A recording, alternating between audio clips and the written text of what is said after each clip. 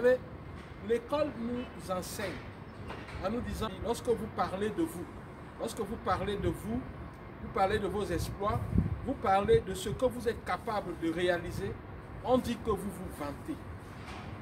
L'école nous a appris à accepter ça. La religion en a à rajouter. Mais moi, je vous dis le contraire. N'arrêtez jamais de vous vanter.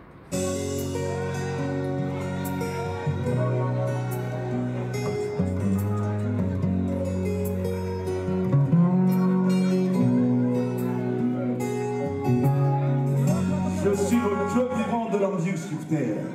Et cela se fait. Tous ces petits noms qu'on me donne, les méga, la giga, la bio web, c'est pas moi, ce sont les fans qui disent que non. Aujourd'hui, ce n'est plus la méga, c'est peut-être la higher star. Donc je suis fier. Et ce petit pompon là, oui, tu rappelles cette couleur. Exact. Comme ça. Wow, super. Et la montre. Et la montre, la broderie rappelle l'ordre sur les mains. Voilà. Rien n'est fait au hasard. Rien n'est fait au hasard.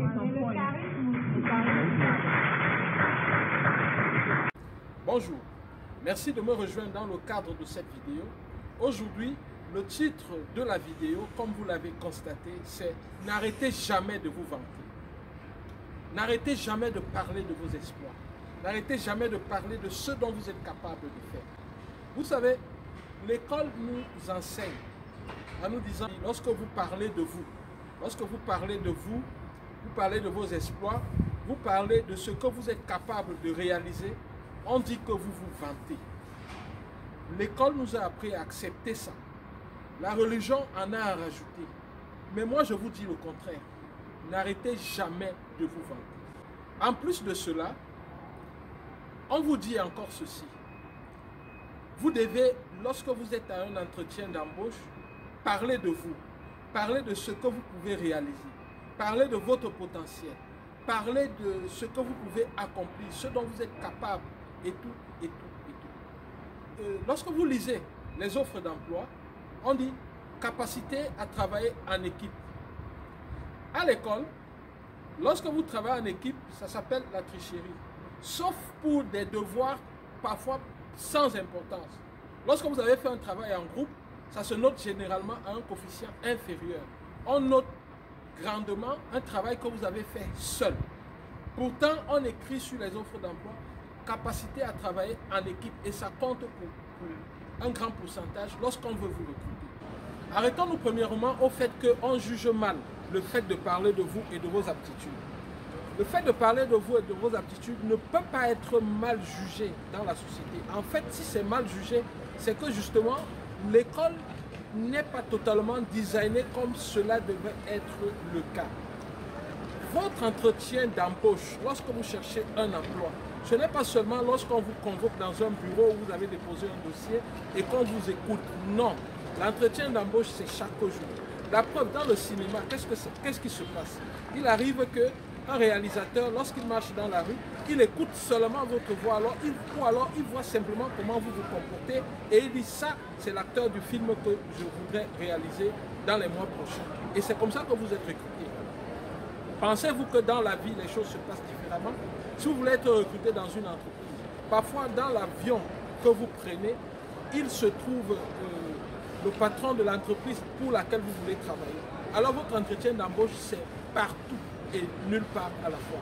Vous devez parler de vous. Vous êtes en mesure de parler de votre potentiel, de parler de ce que vous pouvez réaliser, de parler de vous, de parler de vos forces et même parfois de vos faiblesses.